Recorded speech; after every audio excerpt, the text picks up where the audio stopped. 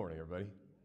I don't know how many of you guys are big sports fans. Some of you guys, if I start talking about sports at all, are going to be like, this is a lot, Jim. But some of you, you'll totally understand what I'm about to say. So if you don't follow sports the next 30 seconds to 2 minutes, just aren't going to mean anything to you. But for the rest of you, listen in what I got to say here. Do you know that feeling of recording a game and going to do something else with the goal of going to see the game after you get home and wanting nobody to let you know what the score is? You know, that goal of I'm going to get home and I want to see this. And the entire time, you do not want anybody to tell you about the game. And people will come up and they say, hey, did you hear? Like, no, I don't need to know. I don't know. Hey, did you hear about this? I don't need to know. You don't want to know because once you know, it's kind of like, it feels, why do I need to watch the game anymore? I have a close relationship in my life. Actually, I'm just going to go ahead and throw him under the bus. He actually may listen to this today. My brother, I have 3 brothers, and one of my brothers, his name is Justin. He lives in Florida. There it is. It's all out there. Justin has a tendency to be a scoreboard in a text message thread that we have. And there's nothing I can do about it. So Justin will text and say, hey, check out, did you know OU was up on this? And I'll be like, oh, man. Thanks, bud. But I'll tell you what. In some ways, it's advantageous. When my favorite team is losing or has lost, and I get to hear about it early on, it kind of saves me the pain of having to go suffer through it. But there's a cooler thing that happens. When my favorite team is winning or has won, I can go sit down and watch the game, and regardless of how stressful the game situation is, I know how this ends. Regardless of whether or not the team looks like there's no way they're going to be able to win this game. They're down 2 touchdowns. There's no way they're going to be able to catch up. I can sit there and silently think to myself, this is going to be awesome. Because this looks terrifying. But it's going to be great because they're going to win. You know what I'm talking about? It's a super great thing that you get to experience. Today we're going to be finishing up the book of Daniel. And the book of Daniel is that. Because what we're going to see in Daniel chapter 12, if you have your Bibles, go ahead and turn there. If you don't have a Bible, grab one of those Bibles in the seat in front of you. We're going to be digging in together in Daniel 12. Actually, if you don't have a Bible with you, you're welcome to take that one home. We want everybody who comes to worship with us to have a Bible. But what we see as we're studying through Daniel is some hard times. The second half of Daniel 7, 8, 9, 10, 11, 12, are built around what is going to happen after the time of Daniel and actually what is going to happen at the very end of time. In Daniel chapter 10 and 11, what you see if you go and read that is a really amazing thing. Daniel is given a vision of what's going to happen. So Daniel's writing about 500 years before AD, so 500 BC. He's writing this out, and he's talking about something that he sees, and he ultimately talks about this stuff that's going to happen in Israel around 170 BC, and it's really an amazing thing because he goes in Daniel chapter 10 and 11, really fact for fact, what we see in history. It's a very direct and accurate prediction of what was going to happen. But at the end of Daniel chapter 10 and 11, something strange happens. Daniel goes, and he's talking about these things. He's talking about this guy, as Brandon talked about last week, Antiochus Epiphanes, and this abomination when he goes and he sets up an idol in the temple of God to Zeus. And he sets this idol up and sacrifices a pig on the idol, on the altar that was meant for God. It's just an abomination, a direct attack on the people and worship of God. But after that, as Daniel continues to describe what's coming, he turns away from what was going to happen at 170 BC, and he shifts to the distant future.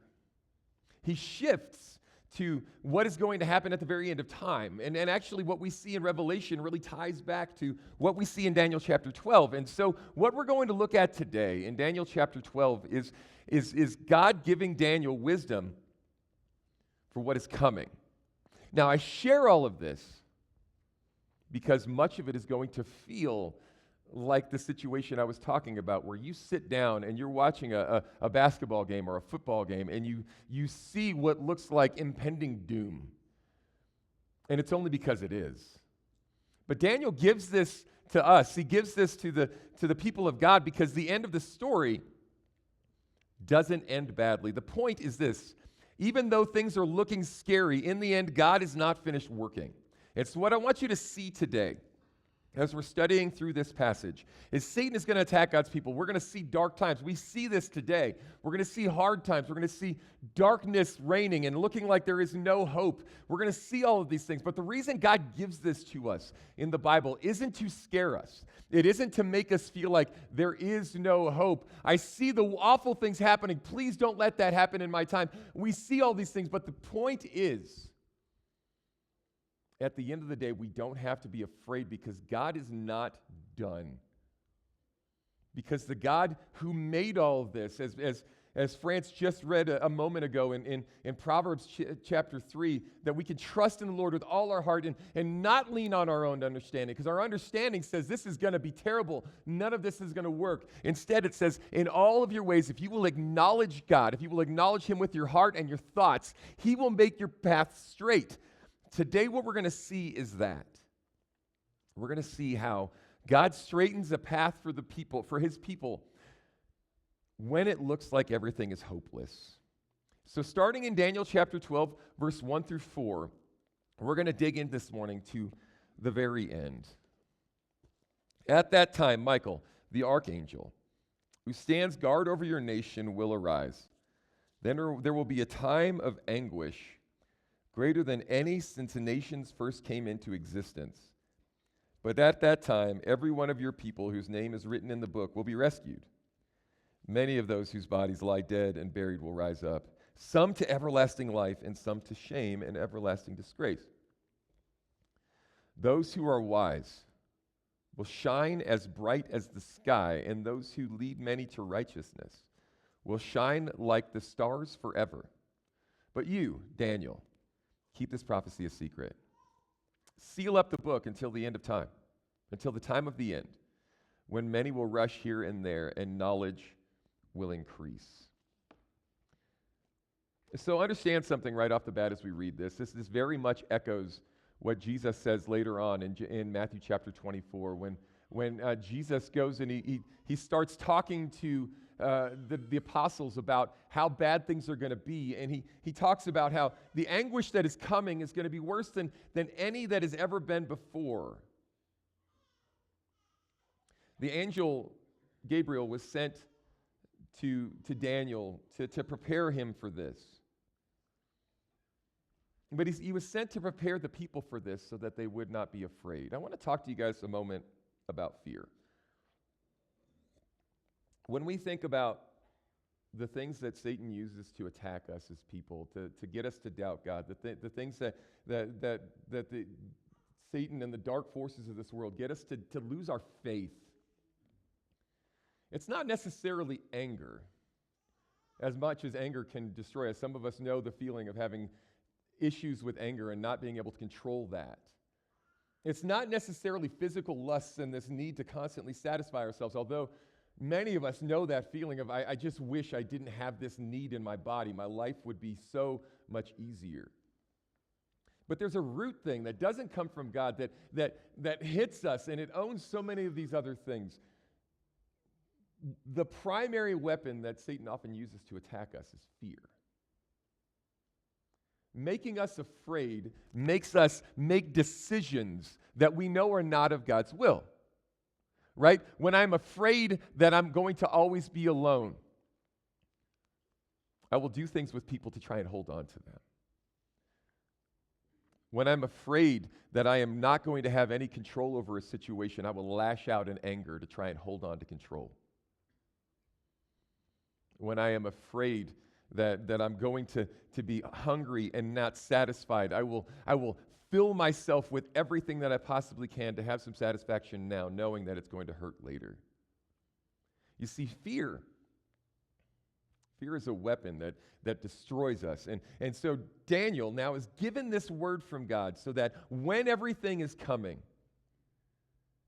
when all of these things are happening, the people of God will not be surprised. Verse 2 and 3, as we read there just a moment ago,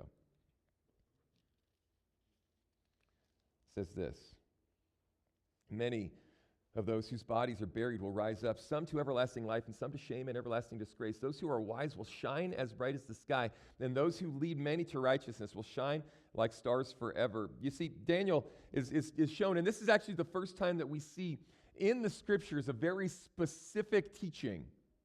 Before this, we see hints of this, but this is the first time we see the specific teaching of the people who are followers of God, the people who trust Him, the people who say, I'm not living for me, I'm living for Him, it says, are going to rise up to everlasting life. To not have to fear death, to not have to fear these things. Rise up to life instead of death. You see, what God is giving Daniel now and what God is giving us in this in the long run is that we do not have to fear the things that everybody fears. We don't have to fear that we're going to be forgotten. We don't have to fear that there is no hope. We don't have to fear that death is going to win and I'm just going to cease to exist. At the end of the day, this is a reference that Paul makes later on in 1 Thessalonians 4, verse 14 through 16. For the Lord Himself will descend from heaven with a cry of command, with the voice of an archangel, and with the sound of the trumpet of God. And the dead in Christ will rise first. Then we who are alive, who are left, will be caught up together, and with them in the clouds, to meet the Lord in the air. And so we will always be with the Lord. Therefore, encourage one another with these words. What Paul is talking about here was first talked about in Daniel chapter 12, that there is coming a day when Jesus will come back. That even though there is darkness and evil and brokenness, and it seems like it's just getting worse, that there is coming a day when Jesus will come back. 2,000 years ago, Jesus came for the first time. And we read the story, as we'll read next week, of a baby in a manger. We read this of this little baby who is defenseless. But when Jesus comes again, He will not be coming defenseless. Jesus is going to come back to make right what we see as broken, what we know as broken, what we see as evil, what we see as darkness in this world does not have to be this way forever. And what Daniel is saying right now, what he is given is a vision of that. Look at 3 again. It's amazing. Those who are wise will shine as bright as the sky, and those who lead many to righteousness will shine like the stars forever. There is coming a day when the names of those who simply put their trust in God and then instead of themselves are written down in the book of life. Those who yearn for that will have their names written down in the book of life. This is the thing that we get to look forward to. Now, understand something. Understand something. This is on the heels of what I said was in Daniel chapter 10 and 11, which is the end of 11 is an illustration of Satan throwing everything he has at the people of God. Throwing everything he has at them, trying to make this place hopeless, trying to make this place darkness, trying to make this place evil because he knows that his time is numbered. And so he wants to take down anything that God loves. This is what happens when we see death and suffering around us. One of 2 things. We give up or we find our hope.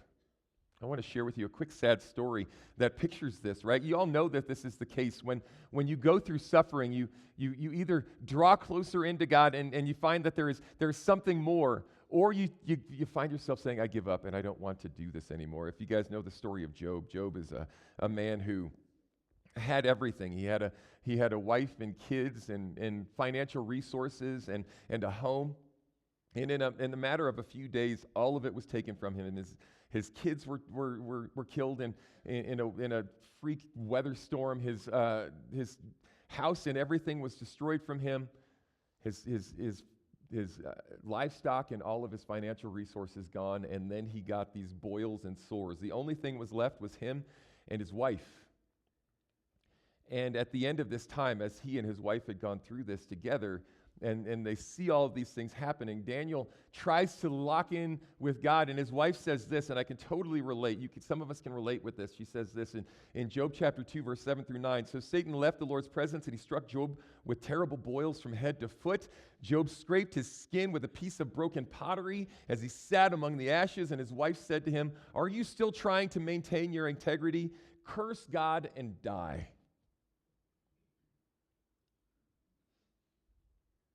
What Job and Job's wife illustrate is how the brokenness of this world and the brokenness that we experience affects us. It can be something that builds up our faith in God, or it can be something that destroys our hope. And what Daniel says when he talks about the end, some rising to hope and some rising to eternal disgrace, is that. And it's not because God is cruel and he just wants to punish and he just wants to, I can't wait to throw you people into suffering. It's not that at all. This is a scene where in the brokenness of experience, there will be many who say, if this is who God is, I don't want any part of it.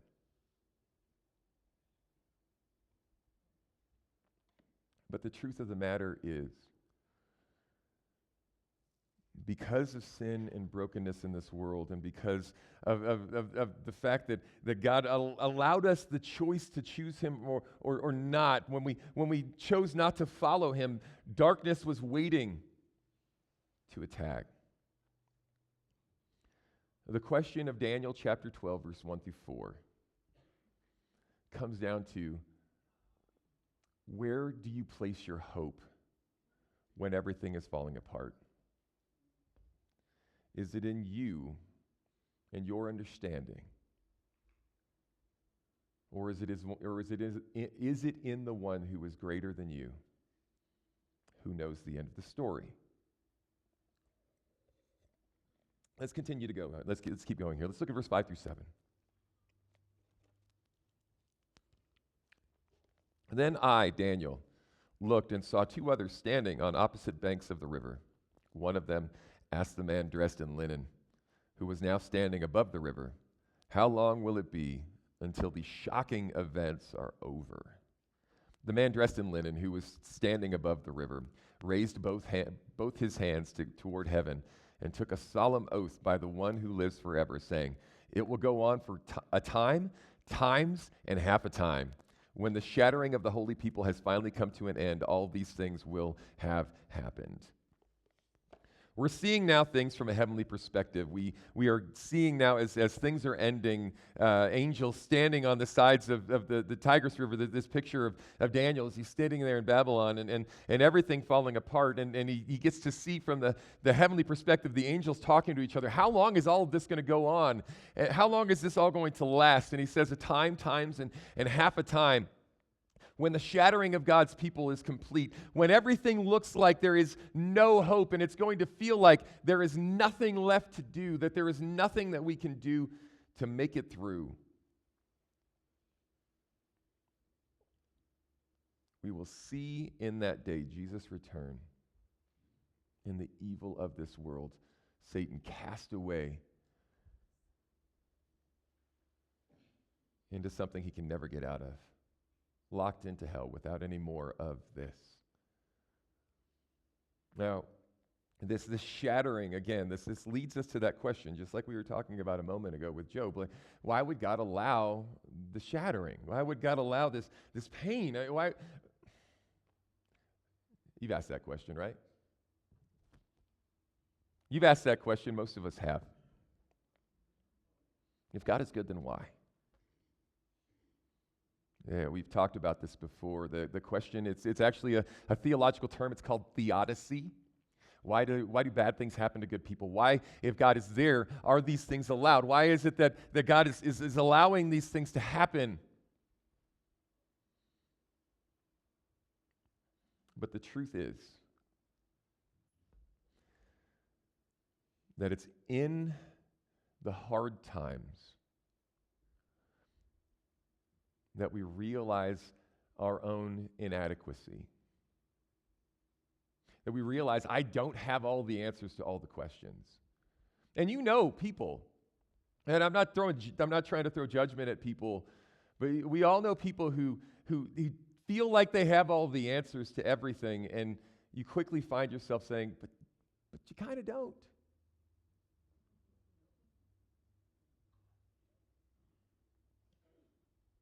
Because deep down inside, it's easy for us to see in other people their own inadequacy.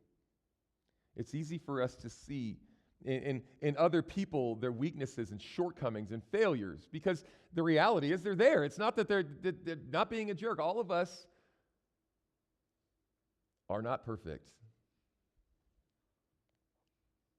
The struggle comes in being able to see that in ourselves. But it's in the refining of the hard times, in the fire, in the struggles, in these things where we find ourselves saying, I don't have all the answers. And once we do that, we place our faith in the one who does. And when we do, something amazing happens. There is a strength, there is a boldness, there is a hardening of us that is not hardening in our hearts. It's hardening in our abilities, where we set our faces towards God, and we no longer have to live in fear when everything is headed south. As I've shared with you before, I love this so much. The church, after Jesus was resurrected, knew that they were going to live with God forever, regardless of what happened here. And so when the plagues came on the Roman Empire, and Christians who were not allowed to exist in their faith oftentimes in this, when the plagues came in the Roman Empire and people abandoned their families because they saw their son with the Black Death, with the plague, they saw their son with that, and so they left their homes. Christians didn't run away. They didn't run away because they knew, hey, look, if I die in this, I got something better.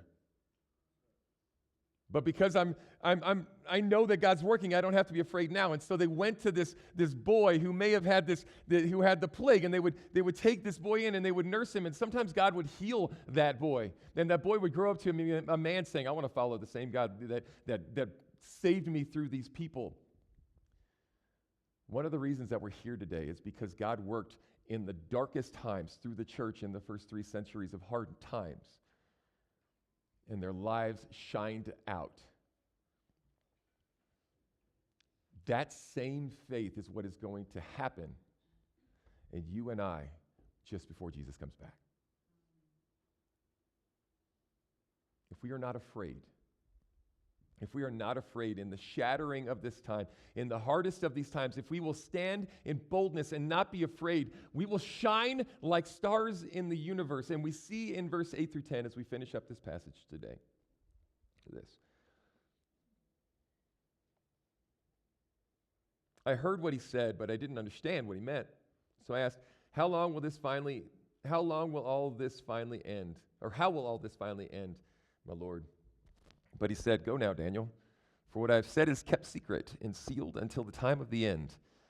Many will be purified, cleansed, and refined by these trials, but the wicked will continue in their wickedness, and none of them will understand. Only those who are wise will know what it means. I'm going to share with you guys something real quick here. I sometimes get super frustrated with God. I know it sounds weird because I'm standing up here, but I do get frustrated because there are basically what we just saw is God gave Daniel the vision of what's coming and how these things are going to happen and detailed and how long all this is going to be, and Daniel's sharing with us, and then all of a sudden the angel says to Daniel, nope, don't say anything else. Don't tell him anything else, just know that it's going to happen. Just be quiet. It's like somebody's telling you, and they're telling you this story, and they're getting all in, and they're like, oh, you know what? You'll just have to wait to see how the rest of this ends. Wait, what? Wait, huh? You know what I'm talking about, right? That feeling. God does that with us right here. He does that with us right here. He tells Daniel what's coming, and then he says, but I'm not telling you anything else. You're going to seal it up. It's sealed. It's guaranteed that this was coming. When a king's seal is placed on something, that's what's going to happen. It's going to be sealed up, and it's put away. I'm not telling you anything else. He's going to give us one more detail here at the very end, but that's about it. We don't get a lot of other details. Why? So I saw a movie once, and if you know what the movie is, you're better than I do. I just saw a movie. I only remember the premise of it. I saw it when I was in junior high, maybe high school. I watched a lot of movies. Not all of them were good, but I watched a movie with I just remember the premise of this movie. This man had been given a picture in his mind. It was a sci-fi movie of the moment he was going to die. And so he knew what it was going to look like, but he didn't know anything else about it. He didn't know when it was going to happen. He didn't know what was coming. He just knew that was going to happen. And so he was walking around trying to figure out when this was going to be. And he knew as long as I didn't have this picture in my mind, if I wasn't looking at that picture, I was fine. How much would that mess you up? Right? I would just lock myself in this room so I don't have to worry about it. If I stay in this room, I won't see the picture and we're good to go. No more suffering. All of this stuff is great. It would mess up the way you live. Is it possible that the reason why God doesn't tell us the very exact details at the very end is so that we don't say, I don't have to worry about it. This hasn't happened yet and this hasn't happened yet, so we're fine. Whenever I see that happening, then I'll get serious. Whenever I see that exact detail happening, that's when I'm going to get serious. Until then, just going to kind of go along with my life. Me and God, we're good. Man upstairs, me down here, we're good to go. Is that real faith? Maybe the reason why Daniel is told right then, nope, it's sealed, it's going to happen, don't tell anybody anything else. And we see this in Revelation as well. Is so that the people of God will be faithful, trusting that even though we don't know the exact details, we know what the end looks like. See, that's what real faithfulness looks like, right? Sometimes you have to just stand. You have to just stand when everything is coming crazy. You just have to stand. And you got to push through it. When you see Revelation, if you want some homework, just go read the book of Revelation and look for the red letters of Jesus. Basically, every time Jesus talks in Revelation, his point is, don't give up. Don't give up. Whatever you're doing, don't give up. Just be faithful. Don't give up. Don't give up. Don't give up. Right? If you will just keep going, you have to keep going. And for the believers of God, that's the point of why we get these stories. The struggles of this world purify us when we're ready to have them purify us. We don't always know what God is doing, but we know that he's working. And it's funny, because if you grew up in the church and you heard the stories about the coming tribulations and the darkness and the evil and all of these things, and how some, there are some that teach that all the believers will be taken away, and then there's some that teach that the believers won't, and all of these things, and whether the believers are going to be raptured away or not doesn't change the fact that our responsibility now is to be incredibly strong. May it be so that God takes the followers away, but even if it is not, there is a coming time when things are going to be hard, but at the end of the day, Jesus is coming back. And the faithful followers of God, the reason we have this here is so that we will be faithful. Let's finish with verse 11 through 13. From the time the daily sacrifices stopped, and the sacrilegious object that causes desecration is set up to be worshipped, there will be 1,290 days, and blessed are those who wait and remain until the end of the 1,335 days. As for you, go your way until the end. You will rest, and then at the end of days you will rise again to receive the inheritance set aside for you. All right, so this is the pictures here of everything is going to be worse, the worst suffering that's ever been. And 1,290 days seems to be insurmountable, but you have to be able to make it through the 1,335, this picture of the darkest of times. But the point is, can you make it through the end of this? As I said earlier, suffering does one of two things. There's an understanding of God's love and work when we trust God that's available to us in times of suffering. There are things that we can never understand about Jesus if we haven't suffered. because Jesus suffered for us. But without faith, suffering just destroys our souls. What we see here at the end, though, is hope. Because what Daniel is told here is that there are hard times coming, there are struggles coming, that there is going to be an abomination set up against God, that the darkness is going to feel like it's going to win, and there is no hope, and everything seems like it's done. But at the end, if you can make it through, if you can remain until the end of 1,335 days, there is hope. And my favorite part of this entire chapter is verse 13. It is the point. As for you, go your way until the end. You will rest, and then at the end of days you will rise again to receive the inheritance set aside for you. What if that message is for you? As for you, go your way. Live in faith until at the end of the day you pass away from this world and you will rise again to an eternal inheritance. You will rise again to a time when there is no longer suffering or bitterness or pain or death. I remember when I was a 20-year-old, this didn't mean the same to me as it does now. I probably won't share this again. I'm just going to share this with you guys. Very personal. There are times when we will stand here and we will sing, and I will think about my mom and my grandpa and the people that I had a lot of people pass away in my life in 2023 that are now worshiping at the throne of God. And I get to do that with them. See, that's hope. We get to do that with them. And when this body fails, if Jesus has not come back yet, I'm going to rise to a time outside of time when I get to join in the chorus at the throne of God. Without suffering or bitterness or pain or death. And so what looks like a scary passage is actually a passage of hope. Because what the Bible is saying is no matter how bad this looks, no matter how scary this looks, if you know the end, you know the score, and you know that we win. So as today, if you're going through life and you're looking at the score of your own life and you're saying to yourself, there ain't nothing at the end of this that's good. It's a lie. If you're looking at this and saying, I don't know, Jim, you don't know what I've been through, you're 100% right. You don't. I don't.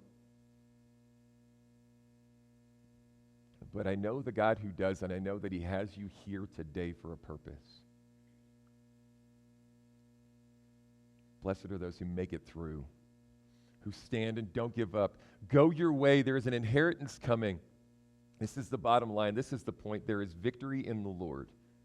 I know that this sounds obvious in church. I know that this is something that just sounds so cheesy and quippy, but the truth of the matter is, if you can't latch onto this, you're missing the point. There is victory in God. God has victory over what cannot be beat by this world. We're never going to be able to wipe out evil in this world. You know it. I know it. We all see it.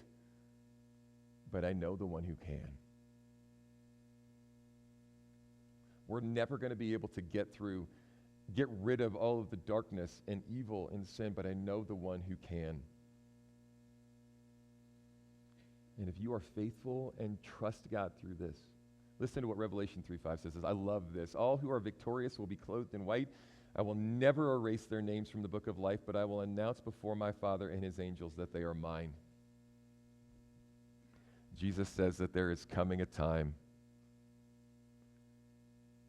when you stand again without the brokenness of this world. And Jesus looks at the Father and he proclaims to the angel and he says, hey, I want you to see that one. You see that one right there? He's mine.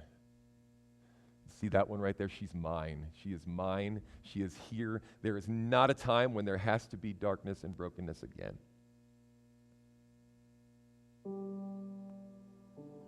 If this is where you desire to be in your faith and in your walk, I've got some things to ask you to do, some things to practice with your head, with your heart, and with your hands. with your head, I want to ask you to journal about what feeds your views. What is it that is feeding the way that you see the world? How are you being discipled to see what's happening around you? Are you being discipled to see it in fear? Are you being discipled to see it in a place of control? Are you scared today? If you are, I understand. There are things I do not want to experience. But I also know the one who is greater than my experiences. And then with your heart, I want to ask you to do something. Find peace in the fact that God is not surprised by any of this.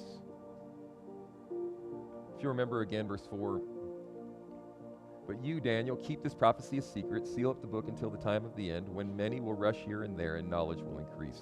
Daniel says that there is coming a time when knowledge is going to increase. Kind of weird that we're in this place now where everything is understood in a way that never has been before. There's coming a time when people are going to rush here and there, and everything is going to feel like it's spinning out of control, and there's going to be this knowledge and this stuff, and it's going to feel like it's wild. Understand, find peace in the fact that God is not surprised by any of this. That what shocks us does not shock him. And lastly, I want to ask you to stand up. Stand up in the face of darkness, trusting that God is still working. Do not walk in fear, but trust that God is still working, and just stand.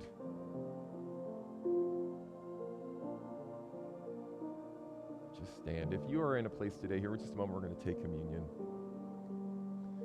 where,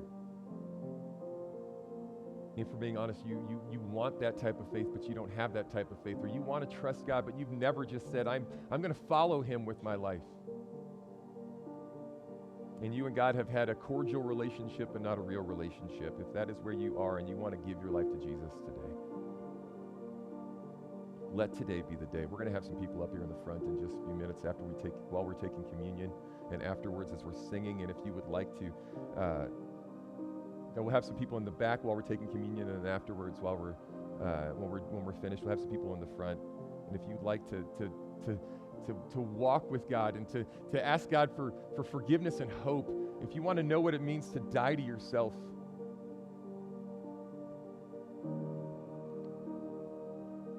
if today is the day that you want to die to yourself and image that in baptism and rising anew,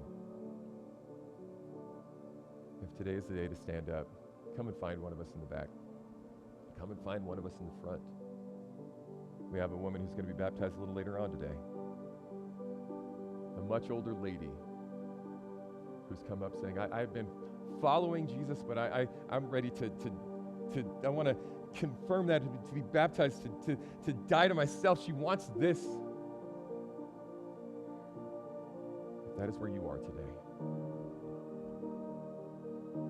let's stand up and not be afraid. I'm going to pray. John's going to come up. We're going to take communion together. Our mighty God, we see the end of this story, and I thank you for it. I thank you for the fact that your ways are greater than our ways. You understand what you're doing greater than we could ever understand. I pray that you would please direct our thoughts, direct our steps,